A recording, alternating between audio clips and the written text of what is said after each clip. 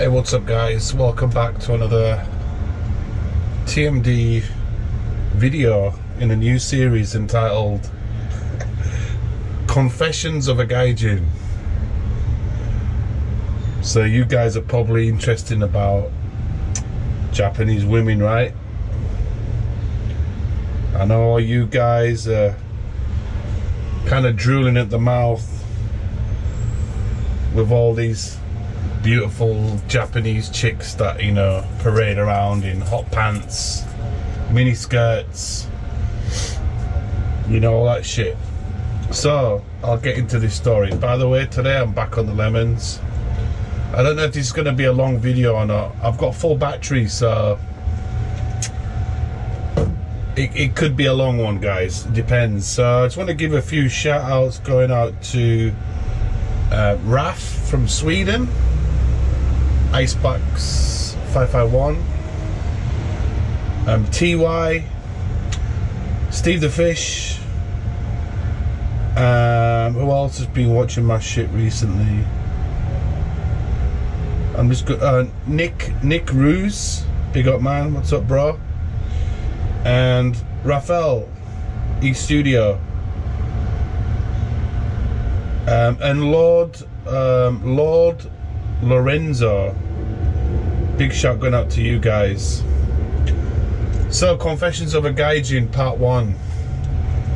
Dating women that I've slept with. Okay, so by the way, this story that I'm going to tell you, all the stories that I'm telling you right now is raw. It's real shit, what happened to me, real situations and stuff like that. So the story goes like this. I was divorced and I was feeling so low, like a low point in my life here, man. Like to the not to the point of suicide or anything crazy like that, but to the point of like, I need to get the fuck out of here. Because I was living alone. I was working like pretty mad hours at the time. You know, I got divorced. I had to get my own apartment. The apartment was expensive. I was paying bills that were like just going through the roof, and I was at the point of like, well, not being homeless because I had Japanese friends. Big up Mayumi if you're watching. But you know, I was at the point of like, well, I was not in a good way, man. So the story goes like this. So I got divorced, and the actual day of my divorce, which I went to the government like office to sign the papers with my ex-wife, which was horrific, and that's a whole nother video series again, guys. So I went to the government office because you both have to go there and sign papers and shit, all legal crap. After I'd signed it, I'd got home, and then I went out drinking. I met up some of my friends and we had a party. It was my divorce party, and I actually managed to get some digits off a chick. That's a whole nother story. And I kind of pulled, like, this chick on the day of my divorce, I got digits. She came round to my house like a couple of times, and one night she came round, her and her sister came round to my house. I made them dinner and shit like that.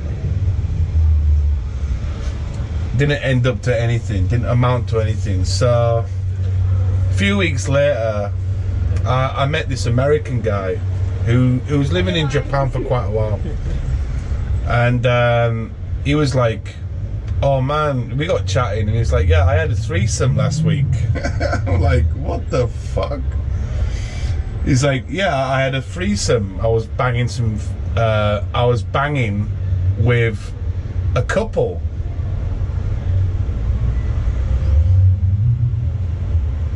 He was into some really kinky, weird shit, man. Like, really weird shit. So I said to him, like, how do you hook up with this shit? And he was telling me, like, you know Craigslist? You guys are gonna laugh. Do you know Craigslist? And I'm like, no, not really, no. I didn't really know about it then. So he was showing me on Craigslist the Japanese site version of like the meetups, kind of like men looking for women, women looking for men, blah blah blah blah blah. And he's like, yeah, if you want to have sex or you want to fuck some chicks, do this, because it's free. You don't have to sign up to anything. So I was a bit like, oh man, I've never done this shit before. Like I've never really. It's kind of weird, man, because there are some weird people out here. It's like, anyway, as the months got on, I wasn't getting any action because I was still in kind of like depressed mode. I just got divorced, man, you know. I was left with nothing. I was just eating hand to food and just making my life, well, livable. And I wasn't eating well. And I'm gonna do another video series of what like foods I ate when I was in like, well, basically on the edge of homelessness, living here, and depression. So what happened was, I was searching through. I actually mailed a lot of Japanese chicks on there, a lot. And one day, I got some mail back from this chick. And to be honest, guys, I can't even remember her fucking name. Anyway, we got chatting. And I didn't even... We were just chatting, but we didn't, like, exchange pictures or photos. I didn't know what she looked like or anything. It was, like, total just chat. And I was in a hole, and she was also divorced. I think her ex-husband was from the UK, and we got chatting. She had a kid, by the way. I think her kid at the time was maybe 2 or 3 years old, and basically we got chatting, and she told me, like, you know, I'm divorced as well. I've got a kid. I used to live in the UK. I think she used to live near Manchester somewhere, because she liked football, soccer. She liked Man City. So of course, I'm from England. She lived in England. She was looking for a British guy for a bit of chat, a bit of whatever. So of course we kind of hit it off almost, and it was kind of weird because, like, it was a good time for me just to chat to women again, because I was actually to the point of, like, during my divorce, I was like, I just don't want to deal with Japanese chicks anymore. You know, after what happened to me, which was like kind of traumatic almost. And we decided to meet. I was in Ueno. Ueno is like maybe from my location, it's like east side Tokyo. It's about maybe a 35-minute train ride. I don't know if that's my wife. It's Call of Duty nailing me right now. So we met. We decided where to meet. I think she was working in Tokyo. I was waiting at the bar, a bar called a Hub Bar. If you live in Japan or you know of it, it's a crazy bar. It's basically, it's an English style bar that, like, loads of Japanese chicks go there and meet foreigners to meet foreigners. But now it's all kind of changed, because it's a long fucking story. But basically right now at the Hub Bar is that it's mainly all young Japanese people that go there, and there's basically no Japanese chicks that want to date foreigners no more. This is going back like 10-15 years ago. It would have been a whole different story. So I got there, I was nervous as hell, bro, like, because you don't know who this chick is. You don't know what she looks like. Is she big? Is she skinny? Is she crazy? Is she normal? Because texting is just like, it's blind, right? So I'm waiting in the bar. I've got my fucking drink. She mailed me telling me that she was going to be late. I was like, fine. And I didn't have any idea of what time she would actually hit the bar. Now, this bar was kind of weird because the hub bar in Ueno, it has it's like a basement level. So to get in the bar, pardon me, you have to go down some stairs, and they have 2 doors. So I strategically planned myself to sit down and look forward.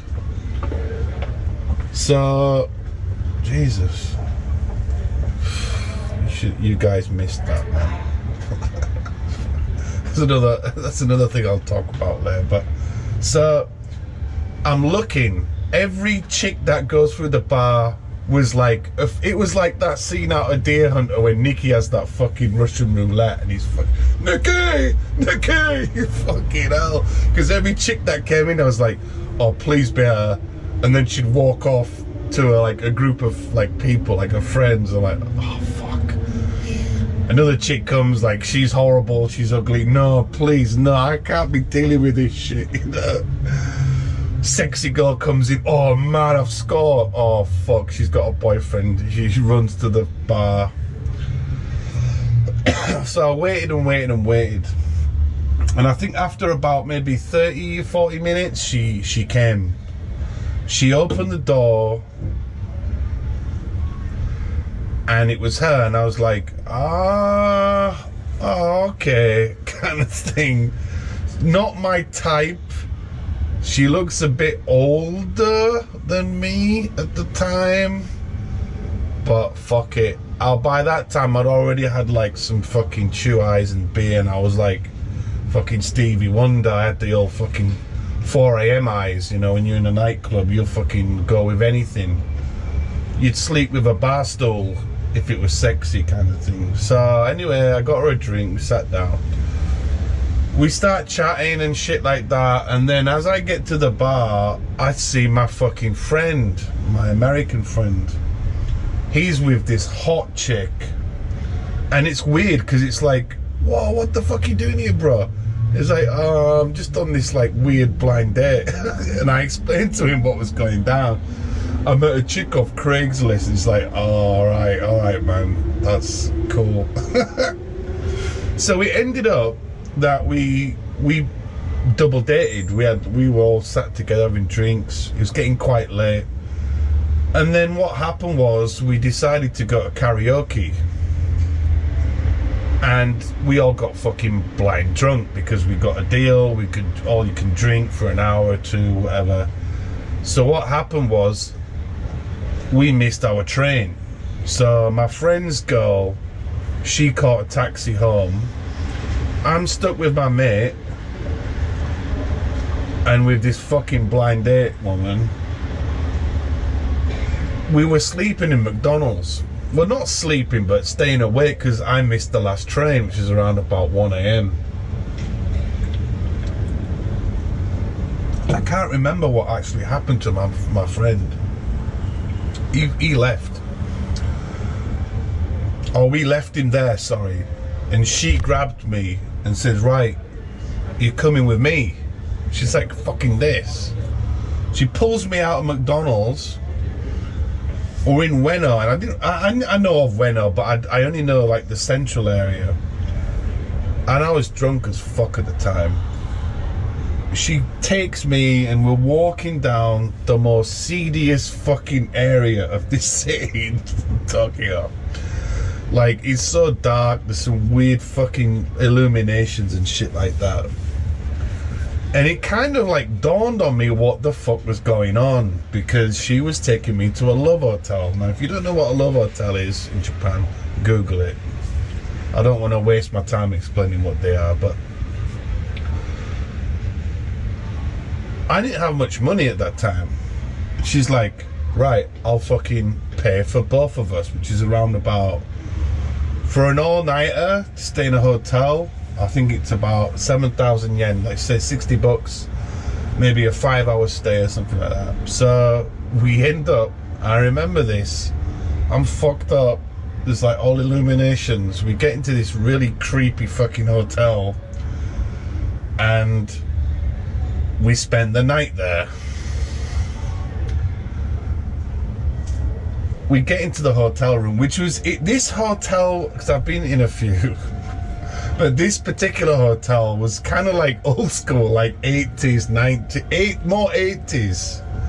We walk in, fucking huge room, had like a fucking 50-inch TV in there, karaoke machine. It was kind of weird, kind of like glittery and like fucking 1970s disco. Big bed. And in the corner of this fucking love hotel was a vending machine which had sexual devices in there. Dildos, butt plugs, cock rings, weird shit in a fucking vending machine in the fucking room. And I'm like, oh man, this is weird. I was fucked. So she's like, I'm gonna get a fucking shower bath. Oh, by the way, this chick was quite small. She said that she was like in her 30s, which I don't believe. And I ended up fucking taking a shower after her. We get to bed. By the way, like I said, I was intoxicated. I was fucked up. We get to bed, and then one thing led to another.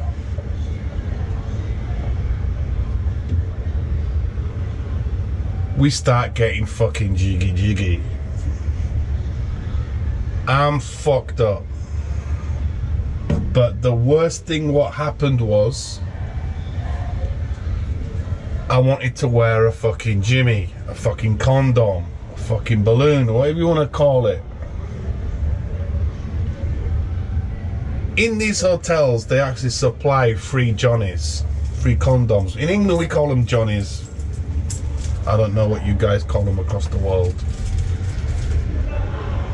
I'm not saying I'm Ron Jeremy or I've got a fucking 13-inch black cock, and I'm not fucking hung like a donkey or an elephant or anything weird like that. But I'm using Japanese condom sizes. You know what I'm saying, boys? You know, I'm not from this country, I ain't Asian. I get this fucking condom and I try to put it on and it wouldn't fit. Because I've got a fucking, kind of a big fucking fireman's helmet, if you know what I mean. This condom wouldn't even fit on a hamster. I'm telling you right now, I tried for fucking 5 minutes. I fucking ripped it. There was another condom, I tried to put that on, it wouldn't fucking fit. And by that time, the fucking rage inside me, like a fucking lion on the Sahara Desert. I wanted to fucking rail some pussy, you know what I mean? And I'm drunk, and I stupidly fucking slipped it off the tip and fucking threw it in the bin and thought, fuck this, open your legs, I'm gonna fuck you up. We start fucking and she's fucking, I'm only like shit and doing weird shit, you know, and fucking this and that. Finished my business. We go to bed. We wake up the next day. That was when fucking Nightmare on Elm Street started. Fucking Freddy shit. I wake up like, fucking hell. What have I just done? What did I just do? Oh no, I didn't wear a fucking condom. Fucking nightmare. It was the most awkwardest situation that I can ever recall in my life. Because it's like, oh no, what did I do? So we left. We fucking leaving. She starts grabbing my hand. I'm awkward. It's like fucking 8 a.m. in the morning. There's people going to work, salarymen, and there's me and this fucking woman just out of place. She's got no makeup on. She looks like fucking some extra out of a zombie fucking apocalyptic movie. So I'm like, oh man. So I'm like, kind of like, not clenching a hand, but kind of like loosely holding a hand and thinking, oh no, what did I just do? You idiot, Darren. You idiot. So we walked back to Ueno Station, and then that was it. We fucking parted ways. We get home. I think I can't remember full details about mailing each other, but we mailed each other after that situation, and she said to me, like I said, do you want to do this again, kind of thing. And I'm like, yeah. It's like, fucking hell no, Darren, you idiot. So after these weeks, we were chatting and stuff like that, and I'd call her now and again. And then one night, what really fucking made me trip out the most was that I called her one night and I could hear like fucking wind in the background, like a bit like my fucking YouTube videos. I could hear this wind, and I'm like, where are you? She's like, oh, I'm outside, I'm just walking to the convenience store because I need some cigarettes. I'm like, what? So where's your son? She fucking left her son alone. He's like 2 or 3 years old. I can't remember the exact, like, how old he was. Alone while she was going to the convenience store buying some tobacco. And I was like, oh, this bitch ain't cool, man. This is weird. I have morals, like that's weird. Nah. She's like, oh, I'm only gonna be like a few minutes. And I'm like, well, that's not the point, man. You don't leave kids alone. At least take him with you to the convenience store. So she ends up going to the convenience store, and then I said, right, I'm gonna go. I'm not gonna continue this phone chat. You get your cigs and I'll talk to you later. So after a few weeks, we were still chatting, but I was like, do you know what? I want to call this off, man. I want to call this off because you are a bit weird. But as a man, I need to, you know, do my thing. So one night, she's like, fuck it, I'm gonna call you. She's gonna come and meet me in this town right now where I live. And we met in a coffee shop. And we had a meeting, and I said, look, I don't want to fucking be with you anymore. Like, I don't want any fucking dramas and shit like that. And she's like, well, don't worry about that, because look what I've got. Now, she used to work for a fucking French company that sold like liquor, like alcohol, like premium shit. She came to meet me, like this was like a breakup shit meeting. Like, she came to meet me, and she says, look, man, all I'm interested in is like sex. And I bought this, I got this from my company. Let's fucking drink it and let's fuck. Fucking hell. She had this bag and it was like fucking champagne. Sparkling wine. It looked really fucking high quality because of like how it was all packed and shit. And you know, man, I'm in that situation where the last time I boned her was like fucking a month or 2 months before. And I'm on the spot, and she's so manipulative. Like, she's like, and I've got some chocolates and all this shit and all this. And she goes, I know a really good love hotel around here. And I'm like, how the fuck? So this, she had actually fucking researched on where to fucking go. And I said to her, I don't have any fucking money. What did she do? She paid for us both to go into a love hotel. She booked out one of the, not the premium suite, but it was a beautiful room. If you ever come to Japan and you get lucky, these love hotels are actually very cool places to chill out. Even if you don't want to bang chicks, you should just spend a night in there, because it is mad. In these love hotels, they're all themed. Some of them are really amazing, like 5-star quality shit. But this one's just a mediocre one, and they had like, you know, you can rent. The weird thing about love hotels is that when you go in, you go to the reception, and it's actually cut in half. Like, you only see hands. You get your key. You don't see the person behind, kind of the receptionist, let's say. It's so discreet out here, and you know, you just see like 2 people. You hand them the money. you get your keys, and you go to your room. And the weird thing about love hotels in Japan is that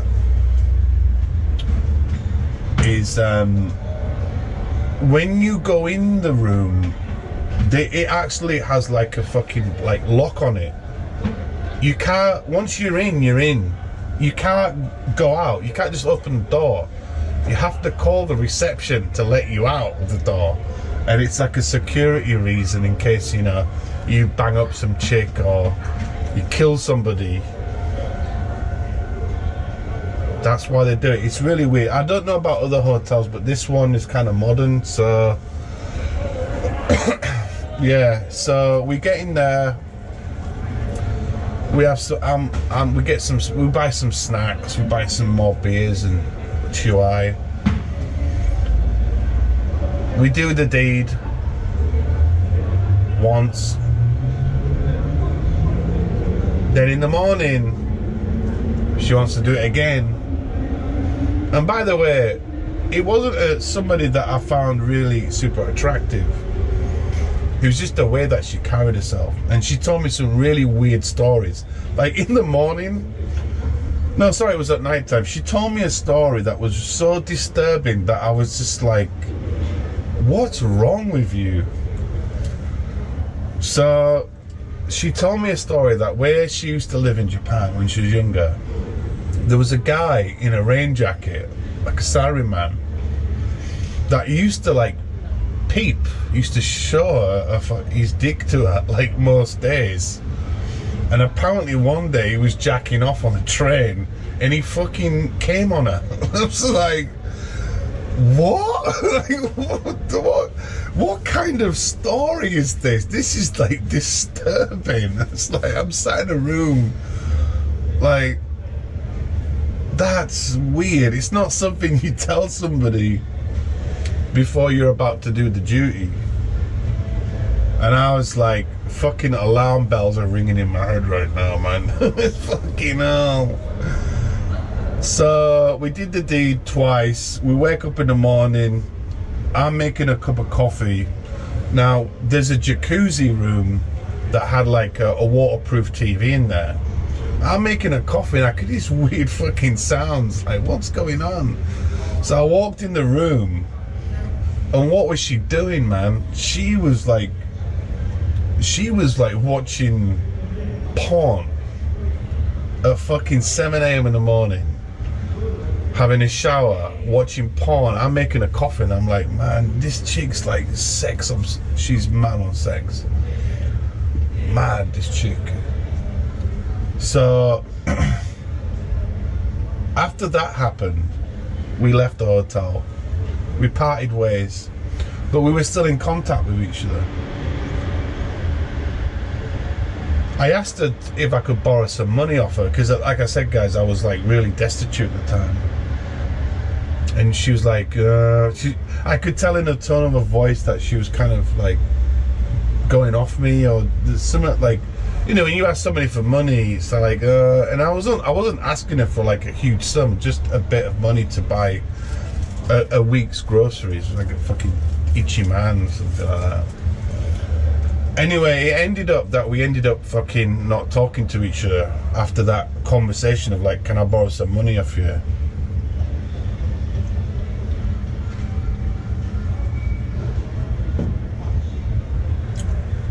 I'm in the convenience store one night and she mailed me or something like that, and she was like, this was like when the penny dropped that I was like fucking fucked up by this shit. It was a conversation where she said something like, Darren, you're not special, you're not the only one. What do you mean by that?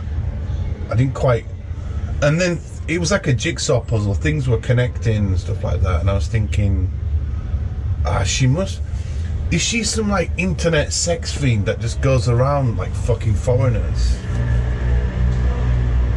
A few weeks after this, I was getting really scared and stuff like that. And I realized that I kept going to the bathroom and urinating every 5 to 10 minutes. I was working at a school, and one day I'm having a piss, and fucking blood and this brown fucking shit was coming out of my penis. I was like, oh my days, oh no, what's going on? And I was like, I even like jacked off, and the shit that was coming out of my dick, man, sorry viewers, it was like fucking plutonium off some nuclear waste, green, hazardous, weird material being produced out of my sausage. And that's when I thought, oh fuck, there's something wrong with my fucking sausage. Like, this is not good. I left and I thought, nah, I don't know what's going on. It kept happening, and it was to the point where, because I was teaching English, I couldn't be in the classroom my lessons were like 50 minutes. I kept escaping. I'm like, oh, this is getting progressively worse. I need to go to the Willy Lump Lump doctor.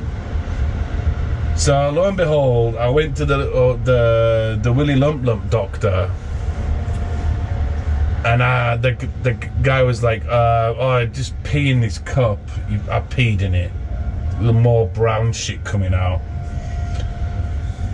It was like 15 minutes. I was waiting in the hospital, and the guy, Bloomfield Sound, saw the doctor, and the guy instantly was like, did you have unprotected sex recently? And I'm like, yeah. And it's like, okay, you've got fucking gonorrhea. Oh fuck me.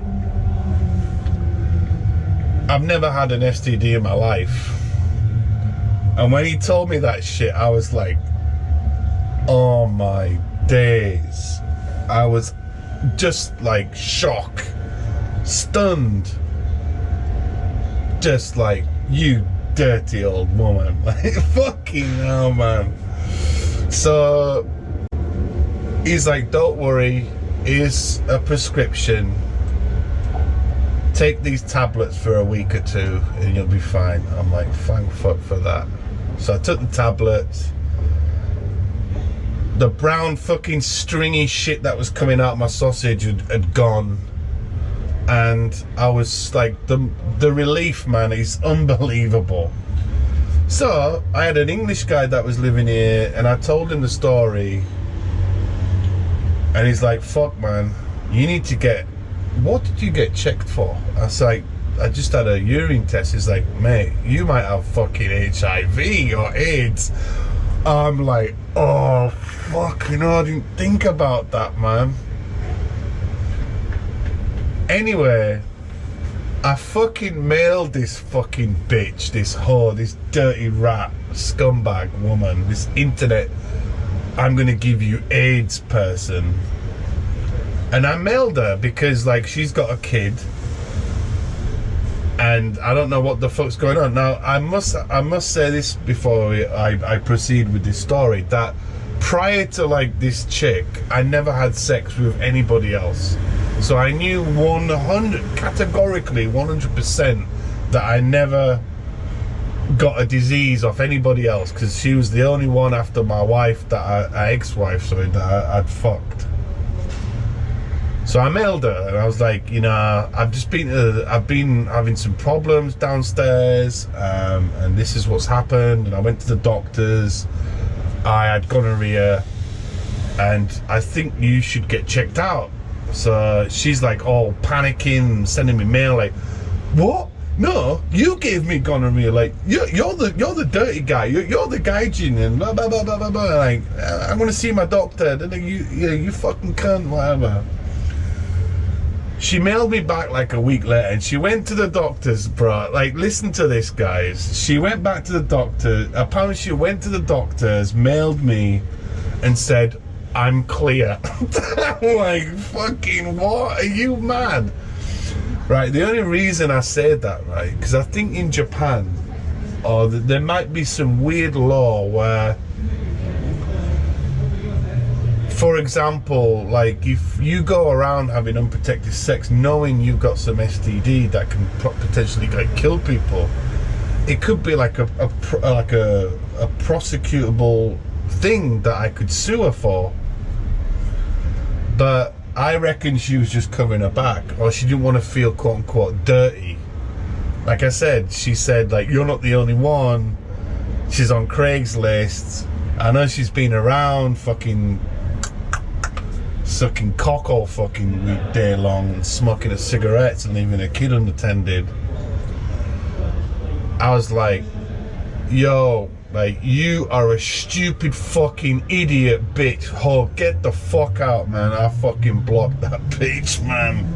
I blocked her like fucking hell. So this is some serious shit, and I'm gonna tell you that, and this is leading up to the next story. If any of you guys are watching that, a Gaijin that come out here, Japanese chicks do not ask you to wear condoms. My advice to anybody who comes to Japan, you're gonna start getting with chicks, wear a fucking Johnny, and don't buy Johnnies here because they're too small. They won't fit. You might as well get an elastic band and some cling film, or even better, aluminium foil. Do that. Glue it onto your cock.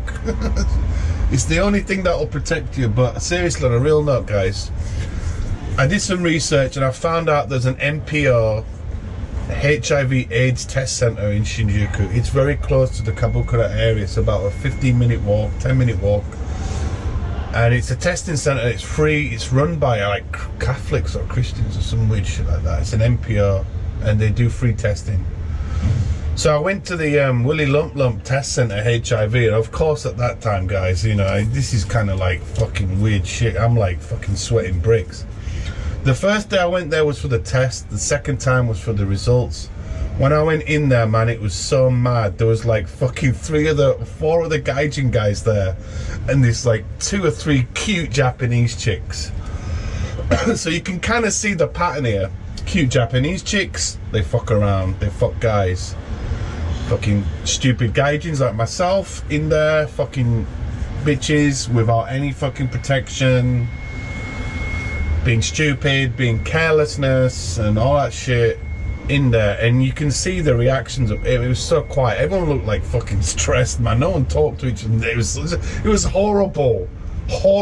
I honestly, and this is, if you're watching and you're like in your teens, right, and this is like coming down from TMD, always wear a hat, protect yourself. And I was stupid. I was so stupid, and you know, I had to go through this like 3-month ordeal. I had a test and it came back. I went back on the second visit, which is like a week or 2 weeks later. What time is it? Went to see the doctor, had a translator, and the guy was like, oh, it's positive. I'm like, oh fuck. Oh negative. It's weird, I can't remember what. Basically, I had 2 problems. One was gonorrhea, which I already had medicine for. And the clincher was like, oh, don't be AIDS, don't be HIV. It was fucking chlamydia. Fucking hell. I think I had a blood test and a pee test. It's in Shinjuku, guys. Google it. HIV test center. It's an amazing place. You know, if you're worried, if you've got, you know, if you're scared or anything like that, don't leave it. Just go there, guys. You have to get checked out. You have to get checked out. You know, it's real serious shit. So I had the results, and they gave me medicine. I fucking rang my friend, and I was like, man, I've got this. And it's like, well, you know, you learnt your lesson now. You've learnt your lesson. Now, on the last note that I'm going to get into, so I did some more research about this, actually, when I had gonorrhea. Japan has, or Tokyo, has a specific strain of gonorrhea that is incurable.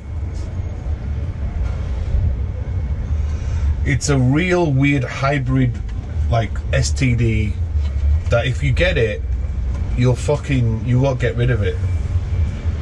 And I don't know, I was doing some checks on my phone about the STD rate. Apparently STDs are getting quite big in Japan. It's going up.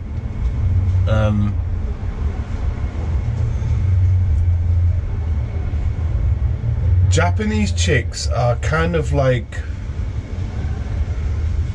I'm trying to like explain this. It's like girls don't really carry condoms like chicks in the UK do, because like chicks in the UK who go out clubbing and that, they're probably looking for geezers to like bang for the night. So they even chicks carry condoms in the UK. Not every chick, but what I'm saying is like they're being conscious about their body and fucking activities they do in the bedroom. And I think in Japan, girls are maybe shy to go into a pharmacy to buy some condoms. So it's left to the guy to basically be, quote unquote, Boy Scouts, be prepared. And another issue is, because like Japanese men are so used to this shit of having unprotected sex, is that most of these salarymen have work in Thailand, China, Vietnam. They're rich salarymen with a lot of money. They're fucking going to these bars in Thailand and doing whatever they do. And they're so used to not wearing johnnies or condoms that they're fucking up pussy all over the world.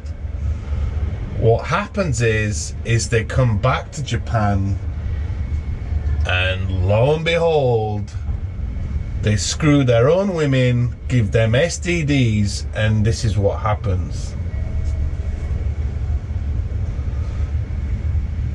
Fact. It's fucking stupid. Now the other stigma is that apparently foreigners are the cause of all these STDs in this country. Well, let's look at it like statistically. We don't really make 2% of the population. Most foreigners don't go on business trips to fucking East Asia. Do you know? There are men going in and out of this country because Japanese men, not all men, but I'm saying like they can't get fucking boom boom time here. It's much cheaper for them to pay for a prostitute out in Thailand than it is over here. Over here, to have sex probably is going to cost you like quite a lot of money. But you go to Hong Kong, China, all these places, wherever, and they bang these chicks for peanuts. Like, they earn that when they walk through the front door in their fucking office. You know, these guys are like big rollers. And a lot of these countries out there, even in Thailand, have specific bars that are like Japanese. They have Asahi lager or Japanese liquor there because they fucking target the Japanese, and they know these guys have money and they're trying to like roll them, you know. Like I said, this is maybe mind-blowing for you guys that are watching it on YouTube, but you know, a lot of these things never get fucking spoken about.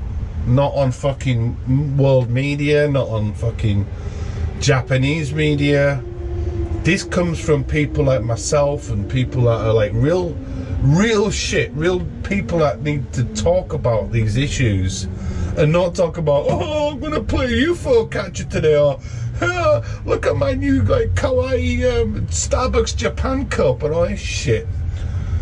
I'm telling you guys the fucking real shit about what really goes on here, and it really pisses me off to the point where I kind of look at like these popular YouTubers that like fucking blog about Japan, and it's totally fine to talk about crane catchers and fucking Hello Kitty merchandise and all that other bullshit, when we really need to be focusing on actually what really happens here.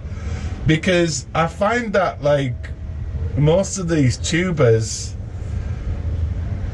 just want to talk about all the positives, and like I said today, it's kind of weird because like how I've like started these videos, I've kind of started off on a very like negative path, and I don't know if that's really a good way to start off.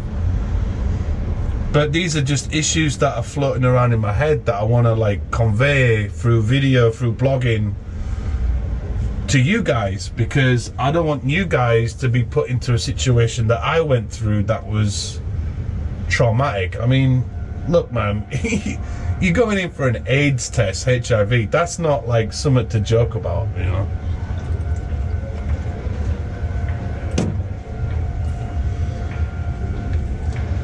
So, guys, thanks for watching. I think it's about 45 minutes right now. I'm going to get another can of chew-eye. It's getting to 10 o'clock. I'm going to get home and do my shit. Right, the next videos that I'm going to be planning, maybe, I don't know what to talk about really. I've got some ideas, but I think, do you know what, should I start with a positive video about the things I like about Japan? Yes, they've been overkilled in this country, but this is coming from TMD himself. I want to start talking about positive things and why I want to live here, because I feel that I'm in like some really weird, like dark place where I'm like, fucking, I need to talk about Japan in a negative light. And Japan, all these stories that I'm telling you are like things that happened to me, but like I said, there are like 1 billion squillion things, like good things that have happened to me in this country, and it's time for me to start talking about those things, those good things, those happy times, and me and my wife, and getting good jobs that I worked in, and people that I met, kids that I taught, and all that good stuff. So I'm gonna leave it here, guys. It's 45 minutes, and thank you for watching. This is TMD out. Peace.